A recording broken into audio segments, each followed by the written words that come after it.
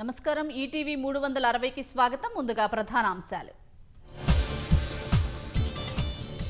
కుంభవృష్టితో కకావికలమైన కామారెడ్డి జిల్లా, నీట మునిగిన లోతట్టు ప్రాంతాలు, రహదారులు.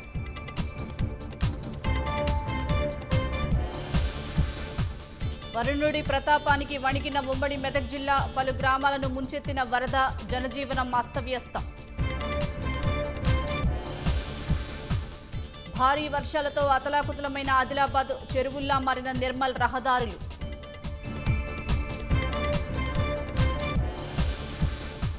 కామారెడ్డి, మెదక్, ఆదిలాబాద్ జిల్లాల్లో నేడు పాఠశాలలకు సెలవు. భారీ వర్షాలతో పలు రైలు సర్వీసులను రద్దు చేసిన దక్షిణ మధ్య రైల్వే.